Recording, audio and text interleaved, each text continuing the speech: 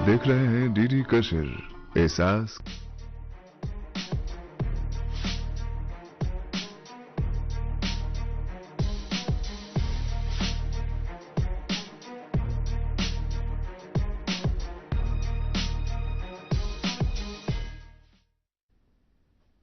नाजरीन आदाब, शोबे खबर की खुसूसी पेशकश हालात हाजरा में आपका खैर मकदम है।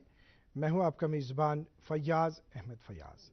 नाजरीन, जिस तरह से आप जानते हैं कि दूरदर्शन न्यूज़ के इस खुसूसी शो के ज़रिए से हम आप तक मुख्तलिफ मामलात से मुत्तलिक जानकारी पहुंचा देते हैं, जहां हम रोज़मर्रा की ज़िंदगी में दरपेश मसाइल से मुत्तलिक बात करते हैं, वहीं हम अक्सर बेशतर उन स्टेप्स से मुत्तलिक बात करते हैं जो स्टेप्स मुख्तलिफ महकमों की तरफ से या सरकार की तरफ से लिए जा रहे हैं।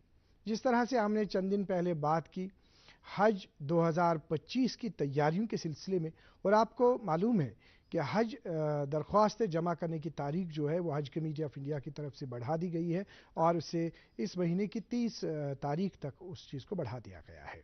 चूँकि उस वक्त ये बात सामने आ गई कि जो पासपोर्ट की वैलिडिटी है वो पासपोर्ट की वैलिडिटी 15 जनवरी 2026 तक होनी चाहिए, क्योंकि हज की अदायगी के सिलसिले में जिस तरह से कंसर्न जो है हज कमेटी वो अपने फ़राइज़ अंजाम देती है, इसी तरह से इसके साथ साथ जो मुतल्लिका महकमे हैं, अगर हम बात करना चाहेंगे पासपोर्ट ऑफिस की, पासपोर्ट ऑफिस पासपोर्ट की फराहमी के सिलसिले में अपनी खिदमत अंजाम दे रहा है। आप जानते हैं कि जो हमें यहाँ पे पासपोर्ट का दफ्तर है, रीजनल पासपोर्ट ऑफिस कश्मीर जो है, इसके कई जगहों पे सेवा केंद्र भी है, जैसे अनंतनाग में है, बारामूला में है या लेह में है, वो अपनी खिदमत अंजाम दे रहे हैं।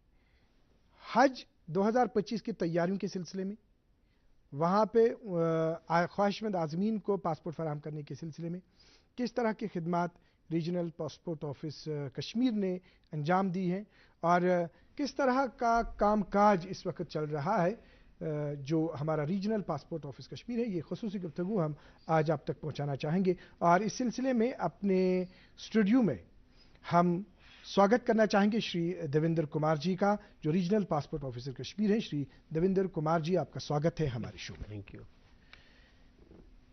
श्री देवेंद्र कुमार जी, जिस तरह से बात हुई कि हमने हाल ही में बात की हज 2025 की तैयारियों के सिलसिले में, और आप जानते हैं कि हज कमेटी ऑफ इंडिया की तरफ से जो दरख्वास्त जमा करने की तारीख जो है उसको बढ़ा दिया गया है और 30 तारीख तक कर दिया गया है। तो जो पासपोर्ट की फराहमी है, तो जिस तरह से 15 जनवरी 2026 तक आपने बहुत सारी जगहों पे इस सिलसिले में कैंपस भी मुनक्किद किए, तो किस तरह की सर्विसेज आपने इन ख्वाहिशमंद आज़मीन को फराहम की?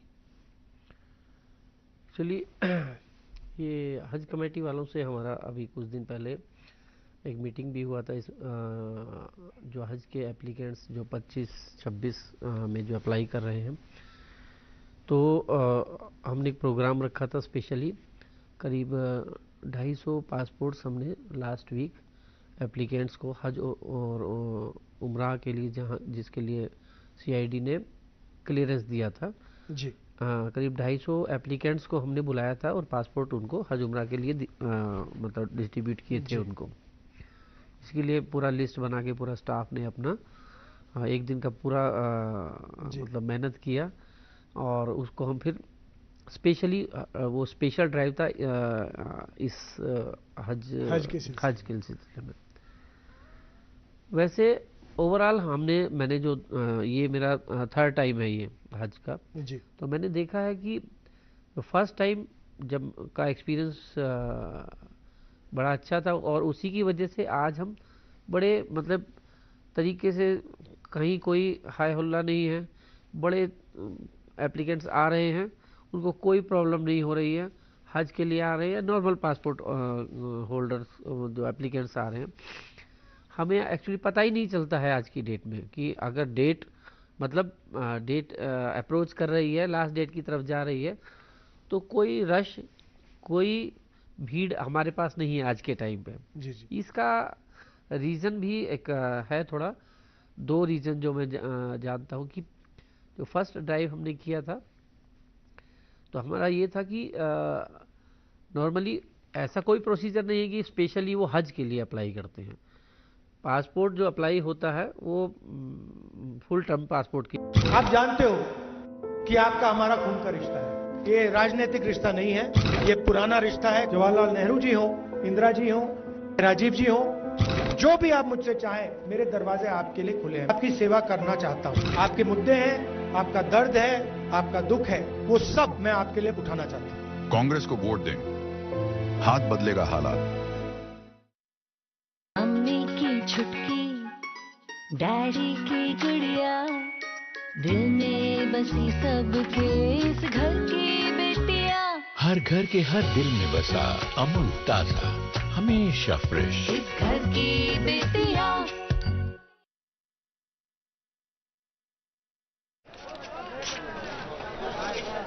चलो, पहले से तो बेहतर है। अभी और बेहतर होगा, क्योंकि मोदी जी देंगे कृषि के उपकरणों और खाद पे सब्सिडी। साथ ही किसान सम्मान निधि में मिलने वाले 6,000 रुपए को बढ़ाकर 10,000 कर देंगे।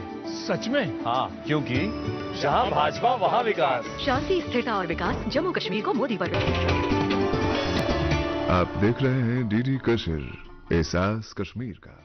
जम्मू कश्मीर के लिए कांग्रेस की गारंटी, स्टेटहुड का हक, जम्मू कश्मीर को पूर्ण राज्य का दर्जा, महिला सम्मान हमारा हक, परिवार की महिला मुखिया को 3,000 रुपए महीना, अच्छी सेहत हमारा हक, 25 लाख का स्वास्थ्य बीमा, कश्मीरी पंडितों का हक, रिहेबिलिटेशन के लिए मनमोहन सिंह जी की योजना लागू होगी, ओबीसी का हक, संविधान के तहत हर ओबीसी को पूरा हक, नौकरी का हक, 1 लाख खाली सरकारी पद भरेंगे, अनाज का हक, परिवार के हर सदस्य को 11 किलो राशन। कांग्रेस को वोट दें।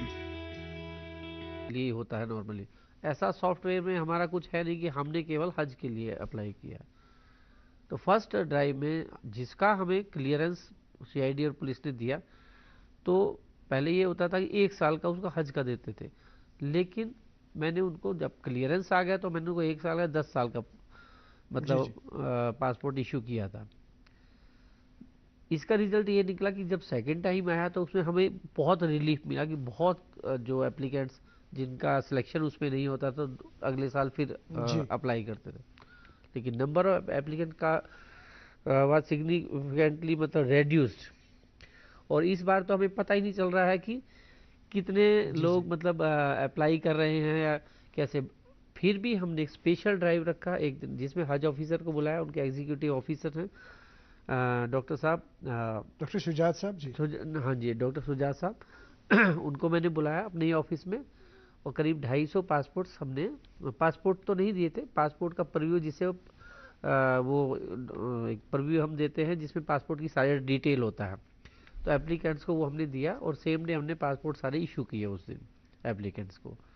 तो ये एक मेन ड्राइव था हज 25 जो अभी आप ये ड्राइव जो कर रहे हैं, क्या ड्राइव में अगर 5 मिनट के लिए किसी को पासपोर्ट चाहिए कि उसको मतलब कम टाइम में मिल सकता है या कुछ ऐसा है, तो किस तरह से ये, क्योंकि अभी मान लेते हैं अभी 5-8 दिन है या 6 दिन है, 5 दिन है, अभी 30 तारीख तक जो अभी डेट बढ़ा दी गई है, क्या इसमें कोई प्रोविजन है कि पर्टिकुलरली अगर कोई किसी के पास आज की डेट में पासपोर्ट नहीं है और वो चाहेगा कि मैं फॉर्म भरूं, अभी तो 5-6 दिन है टाइम, क्या इसमें कोई तत्काल का कोई प्रोविजन है या इस तरह का कोई प्रोविजन है? जैसे मैं पहले भी बता चुका हूँ, जम्मू कश्मीर में ये तत्काल का प्रोविज़न नहीं दिया गया है, और यहाँ पे जो भी पासपोर्ट इशू होता है वो सीआईडी और पुलिस के क्लियरेंस के बाद ही होता है। तो नॉर्मली यही प्रोसीजर है यहाँ पे। इसमें हम रिक्वेस्ट करते हैं सीआईडी को वो थोड़ा एक्सपीडाइट करे। जी। अच्छा, दूसरी बात इसमें ये चीज़ है कि अगर फॉर एग्जांपल किसी के पास पुराना पासपोर्ट है, अब उसे उसकी वैलिडिटी जो है वो ख़त्म हो जाती है, उसकी कंटिन्यूशन में क्या इसको नए सिरे से फिर उसकी ये हो जाएगी कि या उसकी कंटिन्यूशन में वो उसका क्या इसकी आज की डेट में क्या प्रोसीजर है, थोड़ा तफसील से हम जानना चाहेंगे। अगर किसी का पासपोर्ट एक्सपायर हो गया, उसकी वैलिडिटी एक्सपायर हो गई है, तो उसको नए, जैसे वो वही प्रोसीजर होता है, नए सिरे से उसको अप्लाई करना पड़ता है, बट वो फ्रेश में ना करके उसको करता है री इशू कैटेगरी में। मतलब या किसी का लॉस्ट हो गया तो लॉस्ट कैटेगरी, मतलब कैटेगरी वो यही होती है कि फ्रेश में नहीं करेगा, ऑलरेडी पासपोर्ट उसका एक्सपायर हुआ है, तो लॉस हुआ है तो लॉस्ट प्लस में एफआईआर देगा वहाँ पर। प्रोसीजर या डॉक्यूमेंट्स सारे उसको ओरिजिनल दोबारा लेके आने होते हैं, दोबारा लेके आते हैं। जी। कई बार होता है कि कई पुराने पासपोर्ट उस टाइम पे, ये सॉफ्टवेयर हमारा जो आज रनिंग में है वो नहीं होता था पहले, कई लोगों के हैंड रिटन पासपोर्ट इशू हो रखे हैं, तो उनका रिकॉर्ड कई बार नहीं मिलता है, तो डॉक्यूमेंट्स वगैरह हम सारा ओरिजिनल ही मानते हैं सबका। प्रोसीजर वही होता है, सीआईडी से क्लियरेंस और पुलिस। किसी के पास पासपोर्ट है, अब उसने सुकून और दूसरी जगह की, अब वो पासपोर्ट में एड्रेस सिर्फ चेंज करना चाहेगा, उसके लिए क्या करना है? उसके लिए क्या करना है उसे? उसके लिए एड्रेस प्रूफ देगा वो, जिसमें नॉर्मली वो आता है हमारे पास आधार कार्ड। एक्चुअली एक चीज़ और मैं थोड़ा सा यहाँ पे अपडेट करना चाहूँगा कि गवर्नमेंट ऑफ इंडिया ने पहले ये जो डेट ऑफ बर्थ के लिए हम आधार कार्ड भी करते थे, लेकिन वो अब बंद किया है। आधार कार्ड केवल हम लेते हैं उसके लिए, एड्रेस प्रूफ के लिए। पैन कार्ड या बिजली का बिल जो है, बिजली का बिल वगैरह, जी, ये एड्रेस प्रूफ के लिए। Address proof. अब अगर ये चाहेंगे, मान लेते हैं किसी के पास ऑलरेडी पासपोर्ट है, अब पासपोर्ट पे वो चेंज करना चाहता है अपना एड्रेस, क्या उसे डायरेक्टली, क्या उसे ऑनलाइन अप्लाई करना है, क्या उसे आपके ऑफिस में आना है, किस तरह की तफसील है इस सिलसिले में? कोई भी पर्टिकुलर उसका एड्रेस या नेम या कुछ भी चेंज होता है तो उसको अप्लाई करना है ऑनलाइन में ही, उसको किसी भी चेंज के लिए, किसी भी चेंज के लिए। जी, अभी जो आपने मतलब ये बात की, चाहे एड्रेस प्रूफ के हवाले से बात की, पानी का बिल है, वैलिडिटी रखता है। जी जी। इसके साथ अगर हम टेलीफोन लैंडलाइन की बात करेंगे, उसका कनेक्शन है, क्या उसमें जी है? Post paid bill, mobile bill है किसी के पास, इनकम टैक्स असेसमेंट ऑर्डर होता है, कि गैस कनेक्शन होता है, ये मतलब कुछ ऐसी चीजें हैं। हाँ, इसको हम कंसीडर करते हैं। अच्छा, इन चीजों आप कंसीडर करते हैं कि ये हम एक प्रॉपर लिस्ट है उसकी। मैं आपको उसमें 8-10 यही चीजें हैं कि जो आपकी लिस्ट है, उसमें गैस कनेक्शन है, इसमें लेटर हेड पर है, मतलब ये कोई मारूफ कंपनी की होगी, उसका ये सर्टिफिकेट, या किसी का पासपोर्ट की कॉपी, किसी के पास जो उसका हस्बैंड है, किसी की मिसेस को ये करना है। तो इसके साथ साथ अगर कोई मतलब नाबालिग है, अभी अगर वो अभी बालिग नहीं है, तो उस सिलसिले में उसके पेरेंट का जो पासपोर्ट है वही है, या आधार कार्ड है, या रेंट डीड है जो आपकी ही लिस्ट है, या बैंक अकाउंट चलाने की जो पासबुक होता है, वो पासबुक में जो होता है वो हम कंसीडर करते हैं। तो ये चीजें आपने बता दी कि जो हमने प्रूफ के हवाले से रखनी है। अगर अब हम बात करना चाहेंगे, जिस तरह से आपने कहा कि बड़ा हज 2025 की तैयारियों के सिलसिले में जितने भी ख्वाहिशमंद है, अभी उसमें फॉर्म्स जो है वो तो 30 तारीख तक वो ख्वाहिशमंद आज़मीन भर सकते हैं, तो आपकी तरफ से भी उसमें सर्विसेज बराबर जारी है, चाहे हम बात करेंगे यहाँ कश्मीर डिवीज़न की, या अगर हम लद्दाख की बात करेंगे, करगिल की बात करेंगे। ये बताइए, आपके पास जो इस वक्त का अपॉइंटमेंट साइकिल जो है, तो इसको हम थोड़ा सा तफसील से जानने की कोशिश करेंगे कि किस तरह का साइकिल है, क्या अपॉइंटमेंट के सिलसिले में क्या सूरत हाल है? देखिए, मैंने यहाँ पे ज्वाइन किया था दिसंबर 2022 को जी। उस टाइम यहाँ पे अपॉइंटमेंट साइकिल होता था करीब 3.25 महीने का जी। रीज़न था, काफ़ी सारा पेंडेंसी था, काफ़ी मतलब लोग, जैसे आज का अपॉइंटमेंट है, डॉक्यूमेंट्स में काफ़ी डिस्क्रिपेंसीज होती थी उनकी। मेन होता था आधार कार्ड। आधार कार्ड के लिए मैंने यहाँ के उस टाइम डिप्टी कमिश्नर थे, उनको रिक्वेस्ट किया, तो एक आधार सेंटर मैंने ऑफिस में ही लगाया। बहुत खूब। तो उससे हमारा रिड्यूस हो गया कि जो हम 25% या 30% तक एप्लीकेंट उसी की वजह से रिटर्न होते थे, उनका अपॉइंटमेंट नहीं हो पाता, फिर उनको वेट करना पड़ता था 2.25 महीने। लेकिन उसको एक तो वो फैसिलिटेशन हो गया उन एप्लीकेंट्स के लिए, उससे वो 25-30% जो आते थे वो रिटेन कर गए। दूसरा पेंडेंसी इसके एक रीज़न भी था जिसकी वजह से अपॉइंटमेंट थोड़ा सा लेट आता था। हाँ, उस वक्त तो पेंडेंसी थी। जी जी, बिल्कुल। तो पेंडेंसी प्लस में ये डॉक्यूमेंट्स का वो जी, हमने 2-3 अवेयरनेस प्रोग्राम भी किए, यहाँ पे भी वहाँ लद्दाख में भी किए हैं। सारा डॉक्यूमेंट्स पिछले प्रोग्राम में हमने वो बात भी जो आपने उस वक्त बता दिया, आगाज में ही जब आप आए थे। बिल्कुल। तो मैंने सब जगह उसका हर ऑफिस में मैंने जो भी रिक्वायरमेंट, एड्रेस प्रूफ, पढ़ता है, खेलता है, झूलता उछलता है, दौड़ता कभी कभी दौड़ कराता है, आगे आगे बढ़ता है इंडिया, अमूल दूध पीता है इंडिया। आप जानते हो कि आपका हमारा खून का रिश्ता है, ये राजनीतिक रिश्ता नहीं है, ये पुराना रिश्ता है। जवाहरलाल नेहरू जी हो, इंदिरा जी हो, राजीव जी हो, जो भी आप मुझसे चाहें, मेरे दरवाजे आपके लिए खुले हैं। आपकी सेवा करना चाहता हूँ। आपके मुद्दे हैं, आपका दर्द है, आपका दुख है, वो सब मैं आपके लिए उठाना चाहता हूँ। कांग्रेस को वोट दें, हाथ बदलेगा हालात। डिजिटल बैंकिंग का है जमाना, टाइम है बचाना। डिजिटल बैंकिंग है आसान, करो चाहे कोई भुगतान, किसी वक्त भी कहीं भी, सेफ है, फास्ट है, हर पेमेंट उंगलियों पर सेट है। लेन देन के हैं ऑप्शंस कई, IMPS, NEFT, UPI भी। 24 घंटे करते ये काम, पेमेंट आसान और रहते आराम। RBI कहता है जानकार बनिए, चौकन्ने रहिए। नमस्कार, ये जम्मू टीवी है और आज हम बात करेंगे डोडा के दिवाकर जी से। तो महाराज, चुनावी मौसम में क्या इरादा? आज जम्मू में गोली धमाके नहीं, प्यार की बोली और नए मौके हैं जो इतने साल नहीं हो पाया, मोदी जी कर रहे हैं। शांति, स्थिरता और विकास, जम्मू कश्मीर को मोदी पर विश्वास। कमल का बटन दबाएं, भाजपा की सरकार बनाएं। प्रूफ या फिर डेट ऑफ बर्थ का प्रूफ, कौन कौन से डॉक्यूमेंट्स आपको सबमिट करने हैं उस जिस टाइम पे अप्लाई करना है पासपोर्ट के लिए, तो वो डिस्प्ले मैंने कराए हैं। यहाँ भी हमने कराए। पर्टिकुलरली एक सबसे अलग मैंने एक चीज़ रखा कि विजिटर्स को मैंने अलाउ किया। मैं सुबह से मैं 5 बजे तक भी अगर कोई एप्लीकेंट आता है तो मैं उससे मिलता हूँ। बहुत खूब, बहुत खूब। तो ये कोई भी आदमी, किसी को भी जो इस प्रोग्राम को देख रहे हैं, किसी को कोई भी प्रॉब्लम हो तो डायरेक्ट मेरे पास आके मिल सकता है। डायरेक्ट वो कई बार मेरे पास प्रॉब्लम भी आती है, ये सुनने में आता है कि हमें अलाउ नहीं किया है अंदर आने के लिए, हम आपसे मिलना चाहते थे। तो मैं सबके लिए ओपन हूँ और मैंने अपने आप को बिल्कुल, मतलब मेरे डोर हमेशा ओपन रहते हैं एप्लीकेंट्स के लिए।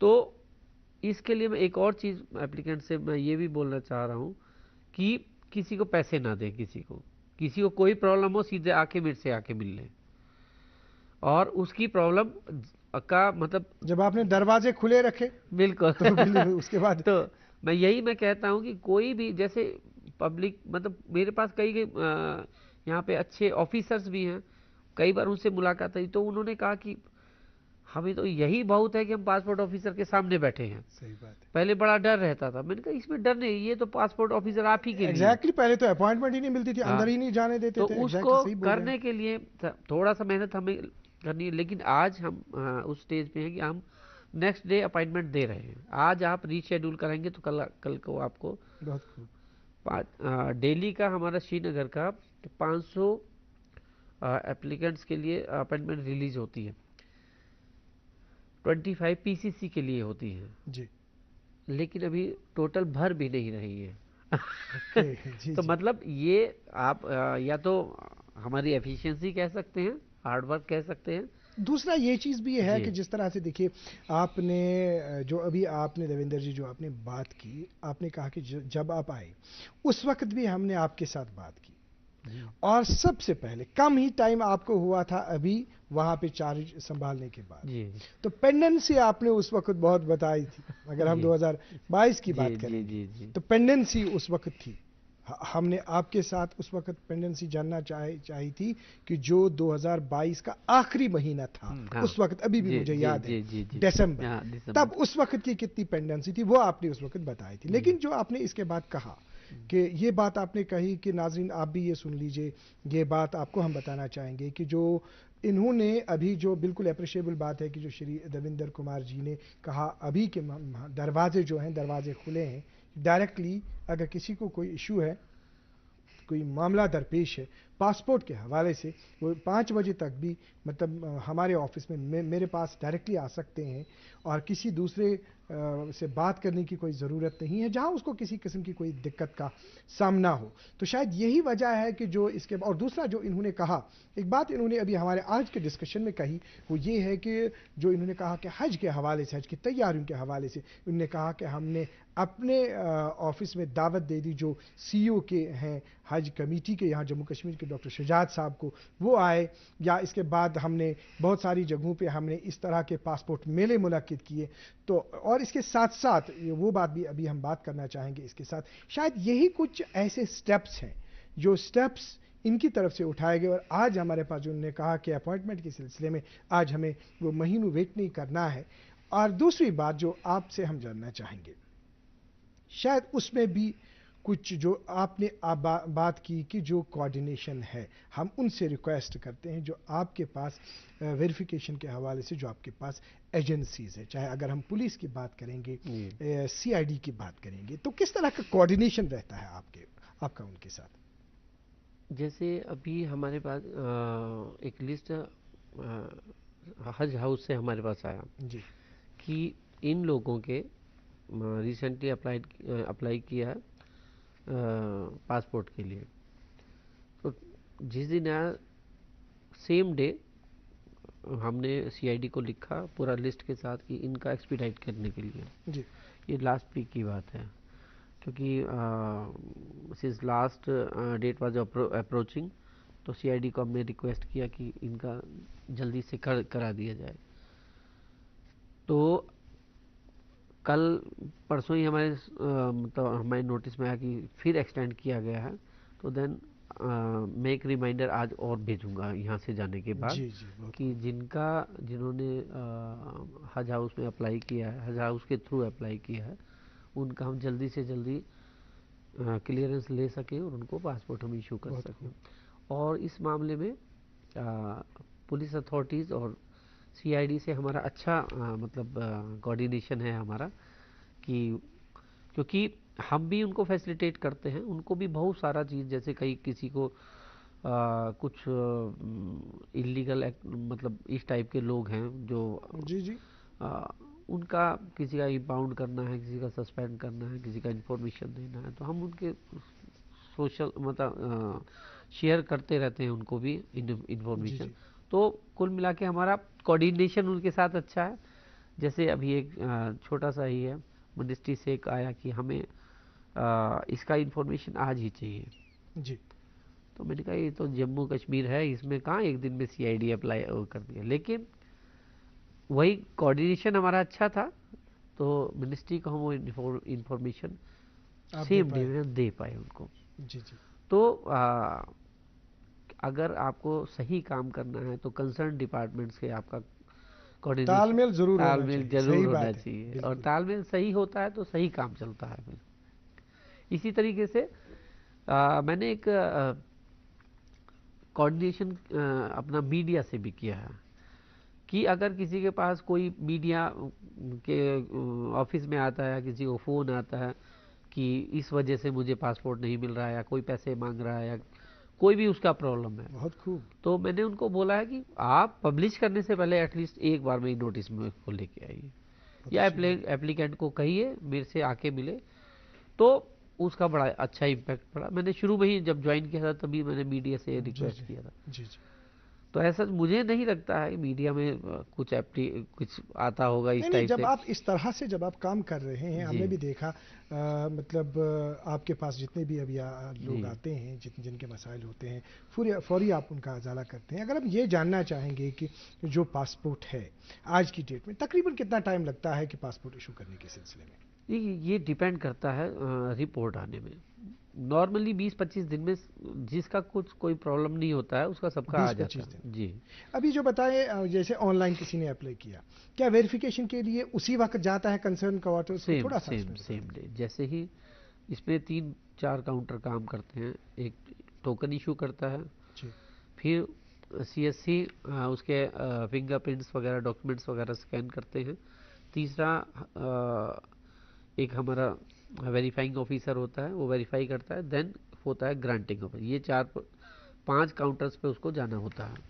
तो इस काउंटर से जैसे ही जियो ग्रांट होता है उसका, तो ऑनलाइन वो पुलिस और CID को वहीं से सारा डॉक्यूमेंट्स उसको ऑनलाइन ट्रांसफ़र हो जाता है। जी जी, सेम डे। ये बताइए, आपके जैसे कोई एम्प्लॉय है, मुलाजिम है कोई, क्या उसको कोई NOC वगैरह उस चीज़ की ज़रूरत है? थोड़ा सा तफसील उसमें बता दीजिए। कोई भी गवर्नमेंट एम्प्लॉय है, ऑफिसर है, उसको NOC अपने डिपार्टमेंट से लेना है। उसका एक फॉर्मेट है जो उसका जो एम्प्लॉयर है, वो अप्लाई करने से पहले उसको अपने पास रखना है, वहाँ पे उसको ऑनलाइन उस पर रखना है कि या उसके बाद उसको सबमिट करना है? उसको रखना है, एक कैटेगरी होती है उसमें मतलब जॉब या ऑक्यूपेशन, तो उसमें जैसे ही गवर्नमेंट लिखता है तो एनओसी का रिक्वायरमेंट होता है उसमें। जी जी। जो भी गवर्नमेंट सेक्टर है उसमें लिखेगा तो उसको एनओसी रिक्वायरमेंट होगी। गवर्नमेंट में बिना एनओसी के प्रोसेस नहीं होता है फिर। जी जी जी। जो उसका मतलब है कि वो उसको एनओसी वहाँ से लानी है, फिर इसके बाद अकॉर्डिंगली जी कर जी सकता है। जी। तो ये बताइए कि देखिए, अगर हम बात करना चाहेंगे, अब कई कंट्रीज़ में यहाँ हम देखते हैं कि कोई किसी जगह काम कर रहा है, अब वो एक जगह से दूसरी कंट्री में कहीं काम करना चाहता है, क्या उसमें आपको उसको कहीं पे आपके डिपार्टमेंट से या उसको कहीं किसी डिपार्टमेंट से एनओसी लाने की ज़रूरत है, तब जाके आप उसका वो फॉरवर्ड कर सकते हैं?